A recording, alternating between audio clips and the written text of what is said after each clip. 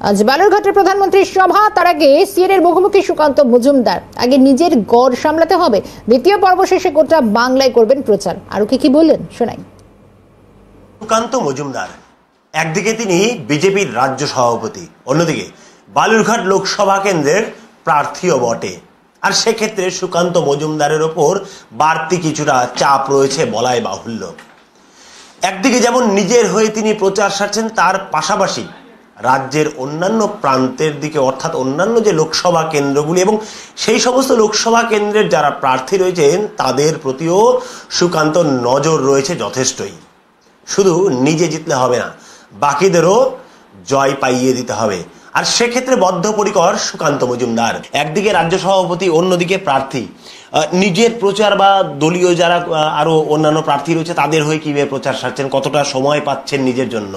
দেখুন, উত্তরবঙ্গে যেহেতু আমরা অনেকটা স্ট্রং হোল্ড আছে আমি উত্তরবঙ্গে, সেই জন্য উত্তরবঙ্গে প্রথমে এবং দ্বিতীয় ফেজে ভোট, সেজন্য আমি উত্তরবঙ্গে খুব একটা প্রচারে যাইনি। মাঝে একদিন কলকাতাতে গেছিলাম এবং এই দমদমের প্রার্থীর আমাদের শিলভদ্র দত্ত, তার হয়ে প্রচার করে এসেছি। আমি সেকেন্ড ফেজের পর থেকে পুরো সময় দেব। এখন আমাদের বিরোধী দলনেতা শুভেন্দু অধিকারী, ওনাকে দায়িত্ব দেওয়া হয়েছে। উনি পুরোটা যায় ঘুরে ঘুরে সভা করছেন, সমিতি করছেন, এবং আমিও দ্বিতীয় ফেজের পর থেকে তারপরে বেরোবো। তার আগে পর্যন্ত নিজের গড় সামলাতে হবে, সেই গড় সামলাচ্ছে এবং ফোনে যেখানে যা করার বিভিন্ন প্রার্থীদের সাথে কথা বলা থেকে শুরু করে সমস্ত কিছু করছি। তো বলা যেতে পারে মানে বাড়িকেই এক প্রকার ওয়ার রুম বানিয়ে নিয়েছেন। হ্যাঁ, অবশ্য বাড়ি এবং পার্টি অফিস আলাদা সেট আপ আছে, সমস্ত কিছু সেখানেই বসে সমস্ত কাজকর্ম হচ্ছে। আচ্ছা, একটা বিষয় জানতে চাইবো যে মানে রাজ্য সভাপতি সুকান্ত মজুমদার নিজেই প্রার্থী, তিনি কিভাবে প্রচার সারছেন সেটা যদি একটু জানতে চাই আমরা। না, আমরা তো প্রচার আপনারা দেখেছেন, রাস্তায় ঘাটে হেঁটে, কখনো গাড়ির উপরে বিভিন্নভাবে প্রচার করেছি। সভা সমিতি, মিছিল, নমিনেশনের মিছিলও এখানে বিরাট মিছিল হয়েছিল এবং যেটা গোটা জেলাতে আলোড়ন ফেলেছিল। বাড়ি বাড়ি যাওয়া, আমাদের কর্মীরা বাড়ি বাড়ি যাচ্ছে। লোকসভাতে আপনারা জানেন 1567খানা বুথ, সব বুথে তো ক্যান্ডিডেটের পক্ষে যাওয়া সম্ভব নয়, তো স্বাভাবিকভাবে কর্মীরা বাড়ি বাড়ি যাচ্ছেন। আমি মূল বাজার থেকে শুরু করে বিভিন্ন জায়গায় যাচ্ছি, মানুষের কাছে যাচ্ছি, মানুষকে বলছি যে আমাদের কাজ দেখুন, কাজ দেখে কাজের নিরিখে ভোট দিন, আশীর্বাদ করুন।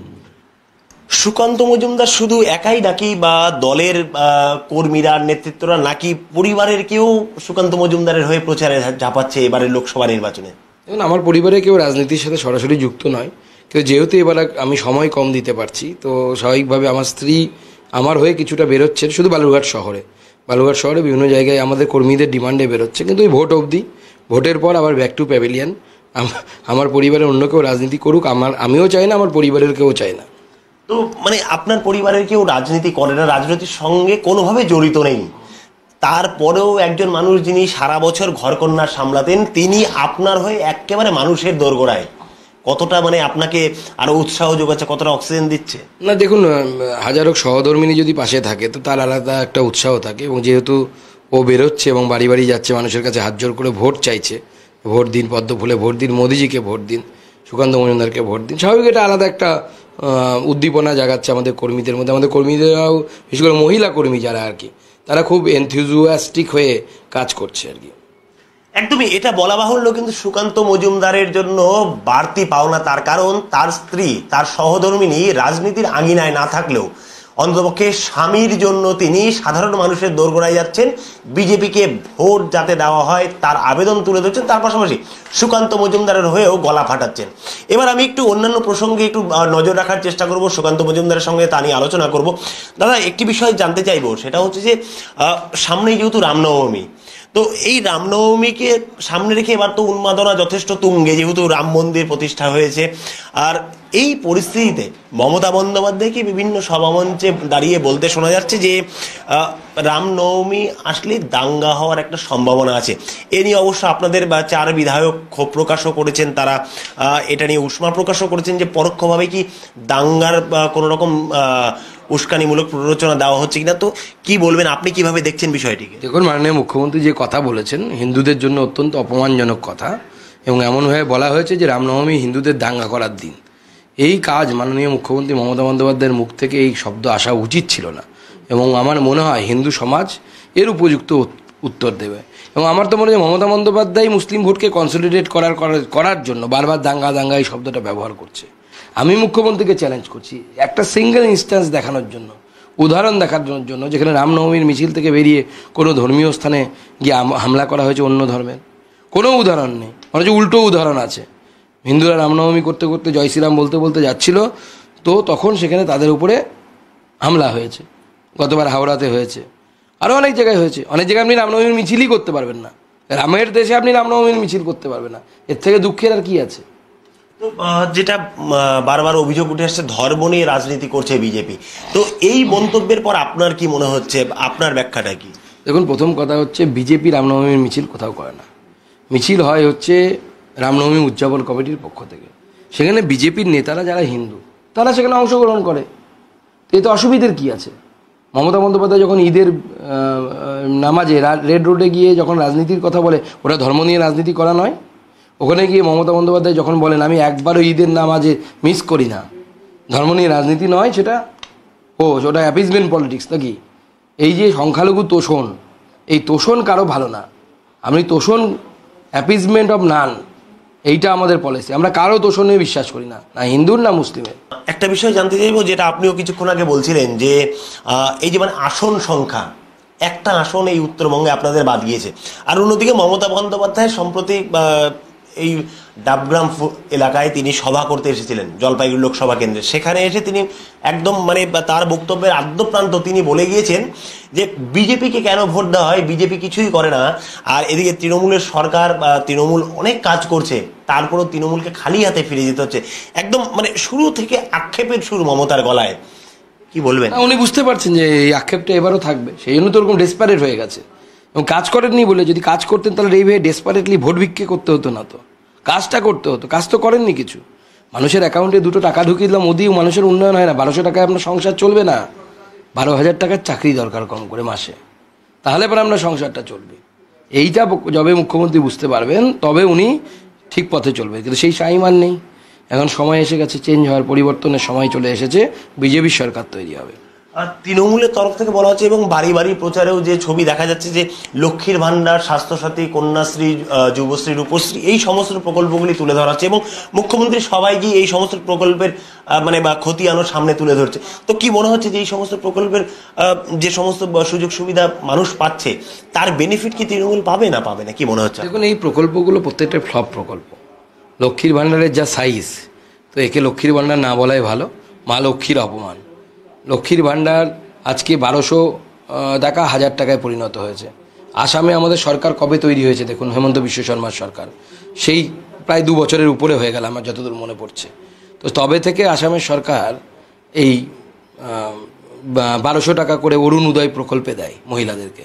ছোট রাজ্য আসাম, একটু বড় জায়গায় যে বড় রাজ্যে যায়, বিজেপি শাসিত রাজ্যে, এই যে মুখ্যমন্ত্রী বলেন না লক্ষ্মীর ভাণ্ডার আমরা চালু করেছি, সম্পূর্ণ মিথ্যে কথা বলেন। লাডলি বেহেনা প্রকল্প আমাদের মধ্যপ্রদেশে প্রায় 3-3.5 হাজার টাকা করে মাসে মাসে মহিলারা পাচ্ছে। আমরা সেটাই বলেছি, বিজেপি এলে পরে লক্ষ্মীর ভাণ্ডার 2 থেকে 3 হাজার টাকা আমরা করব, এবং মানুষ এর উপকার পাবে। শুধু তাই নয়, শুধু লক্ষ্মীর ভাণ্ডার দিয়ে আমরা ক্ষান্ত থাকবো না, সেই লক্ষ্মীর ভাণ্ডারে যারা পাবে তাদের পরিবারের ছেলেটা যেন একটা চাকরিও পায়, সেই ব্যবস্থাও করব।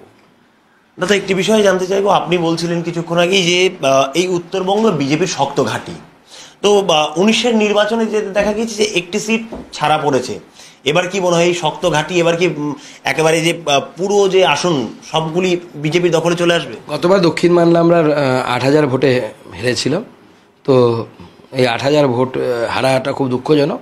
এবার সবকটাই জিতবো আমরা। এবার একটু অন্য প্রসঙ্গে আসি, সেটা হচ্ছে দুর্গাপুরের ঘটনায়। দুর্গাপুরে সেখানে বিজেপির এক নেতাকে মারধর করা এবং তার ভাইকেও মারধর করার অভিযোগ উঠেছে। তৃণমূলের দিকে অভিযোগ, কিন্তু তৃণমূল অভিযোগটা অস্বীকার করেছে। এই যে নির্বাচনী আবহে বিজেপির ওপরে এরকম আক্রমণের ঘটনা কিভাবে দেখছেন আপনি?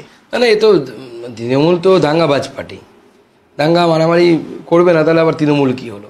আমরা জানি এইভাবে লড়তে হবে, এবং সেই জন্য প্রতি বুথে কেন্দ্রীয় বাহিনী দরকার। এবং আমি কেন্দ্রীয় নির্বাচন কমিশনের কাছে আপনাদের মাধ্যমে আবেদন জানাবো, খুব তাড়াতাড়ি কেন্দ্রীয় বাহিনীর সংখ্যা বাড়ানো হোক, নচেত এখানে ভোটের নামে প্রহসন হবে।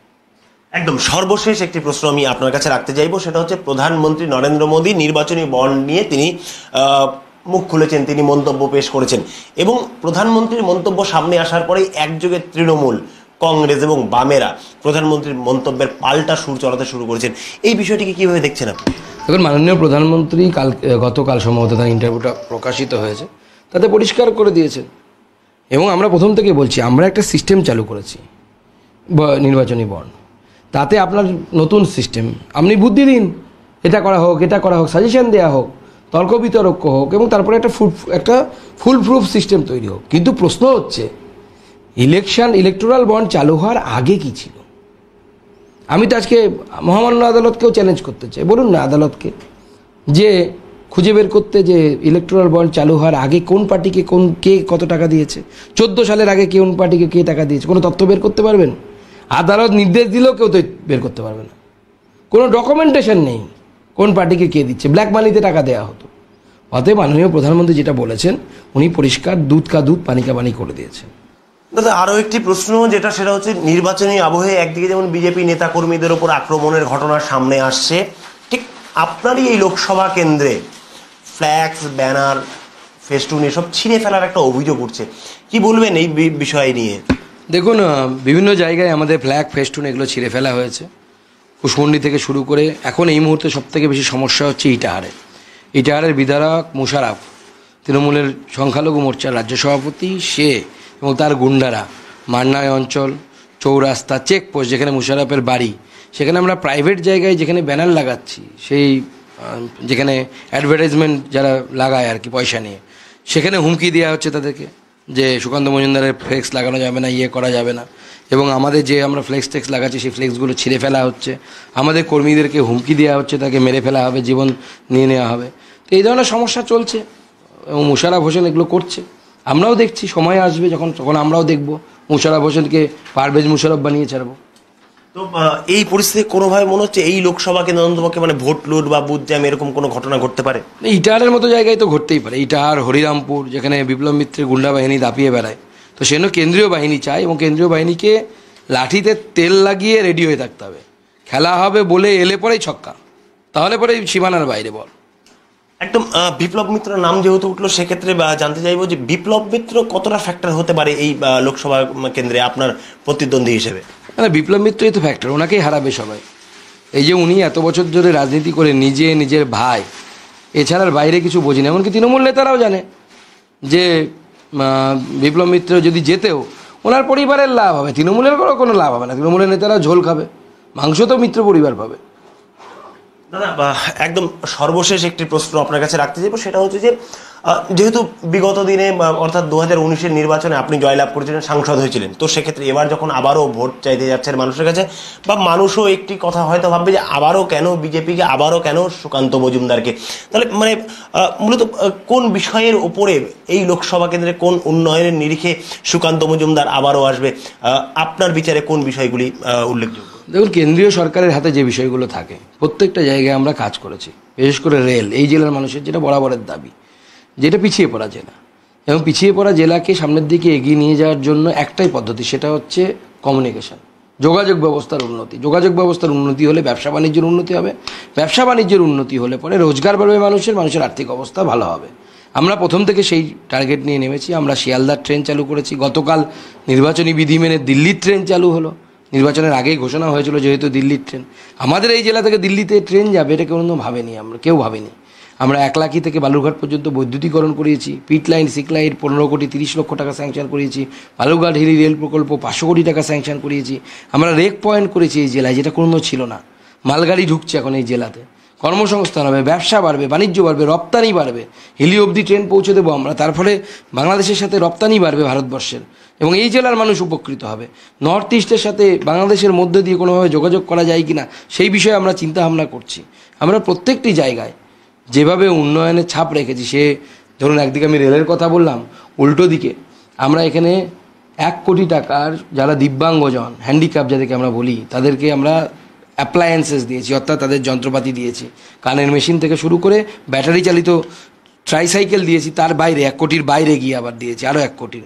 700 মহিলাকে আমরা, 700 থেকে 1000 মহিলাকে যারা নিডি খুব, তাদেরকে আমরা সেলাই মেশিন উপহার দিয়েছি। আগে কোনো এই এলাকার মানুষ এগুলো দেখেনি যে এরকম হয়, সাংসদ যেগুলো করতে পারে এগুলো কোনো এখানকার মানুষের ধারণা ছিল না। আমরা প্রায় 3 কোটি টাকা স্যাংশন করিয়ে নিয়ে এসেছি বানগড়ের জন্য। বানগড় একটি ঐতিহাসিক স্থান, এএসআই সাইট, চুপচাপ পড়েছিল, স্বাধীনতার পরে 1-2 বার এক্সকাভেশন হয়েছিল, তারপরে আমার যত বয়স তার থেকে বেশি সময় ধরে কিছু হয়নি। এবার প্রথম 3 কোটি টাকা স্যাংশন হয়েছে, সেটাকে নিয়ে কিছু করার জন্য আমরা এখানে ভবিষ্যতে আরও বড় কিছু করার চিন্তা ভাবনা করছি। আমরা এরকম প্রচুর কাজ করেছি, প্রচুর মানুষকে চিকিৎসা করিয়ে নিয়ে এসেছি, কাউকে দিল্লি এইমস থেকে, কাউকে এনআরএস থেকে, কাউকে মেডিকেল কলেজ থেকে। আমাদের বিভিন্ন প্রতি মাসে আমার ডাক্তার আসতো যারা ফ্রিতে ট্রিটমেন্ট এবং মেডিসিন দেওয়ার ব্যবস্থা করতো। এই যে একটা ওভারঅল মানুষের পাশে থাকার যে ব্যবস্থা, করোনার সময় অন্য রাজ্যে আটকে থাকা মানুষদেরকে খাবার পৌঁছে দেওয়া, গোয়া থেকে মহারাষ্ট্র থেকে শুরু করে তাদেরকে ফিরিয়ে আনার ব্যবস্থা করা, সব সময় অহর্নিশ সেবাময় যাকে বলে, সব সময় আমরা মানুষের সেবায় কাটিয়েছি। এবং সেই জন্য সুকান্ত মজুমদার বারবার, নরেন্দ্র মোদী বারবার। সুকান্ত মজুমদারের বক্তব্য আমরা শুনলাম, এবং সব থেকে ভালো লাগার বিষয় সুকান্ত মজুমদারের ক্ষেত্রে সেটা হচ্ছে যে তার স্ত্রী অর্থাৎ তার সহধর্মিণী তিনি ভোটের ময়দানে নেমেছেন স্বামীর হয়ে ভোট প্রচারে। বালুরঘাট থেকে ক্যামেরায় সৌমেন্দ্র মজুমদারের সঙ্গে নিতাই শাহ এবং শঙ্কর কুমার রায়ের রিপোর্ট, ক্যালকাটা নিউজ।